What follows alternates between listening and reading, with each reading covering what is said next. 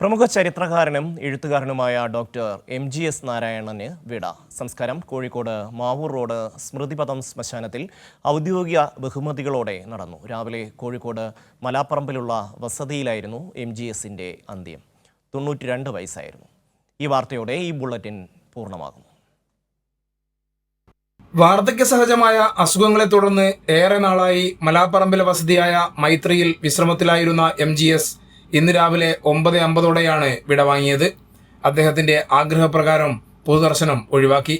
3:30 വരെ വീട്ടിൽ സൂക്ഷിച്ച മൃതദേഹത്തിൽ സുഹൃത്തുക്കളും ശിഷ്യന്മാരും ഉൾപ്പെടെ നിരവധി പേർ അന്തിമോപചാരം അർപ്പിച്ചു.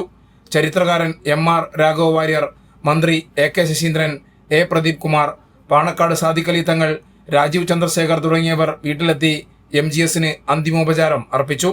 തന്നെ പ്രശംസിക്കുന്നുണ്ടോ വിമർശിക്കുന്നുണ്ടോ എന്ന് നോക്കാതെ കണ്ടെത്തിയ കാര്യങ്ങൾ ജനങ്ങളുടെ മുമ്പിൽ എത്തിക്കുക എന്ന അതീവ സൂക്ഷ്മതയോടുകൂടിയ നിലപാടുകളാണ് അദ്ദേഹം സ്വീകരിച്ചത്. ഇനി ആ ശ്രേണിയിൽ നിർത്താവുന്ന ഒരു ചരിത്ര ഗവേഷകൻ കേരളത്തിലുണ്ടോ എന്ന കാര്യം സംശയമാണ്. ആ മേഖലയിൽ പ്രവർത്തിക്കുന്നവർക്കും സമൂഹത്തിനും തീരാ നഷ്ടമാണ് അദ്ദേഹത്തിൻ്റെ വിയോഗം മൂലം ഉണ്ടായിട്ടുള്ളത്. പൂർണ്ണ ഔദ്യോഗിക ബഹുമതികളോടെയായിരുന്നു സംസ്കാരം. പോലീസ് ഗാർഡ് ഓഫ് ഓണർ നൽകി.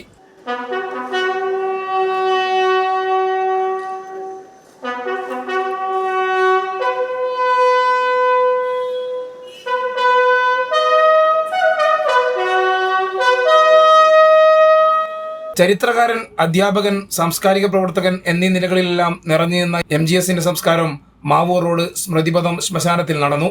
മന്ത്രി AK Saseendran, mayor Beena Philip, Thottathil Raveendran MLA തുടങ്ങി നിരവധി പേർ ചടങ്ങിൽ സംബന്ധിച്ചു. തുടർന്ന് അനുശോചന യോഗവും ചേർന്നു. കൈരളി ന്യൂസ്, കോഴിക്കോട്.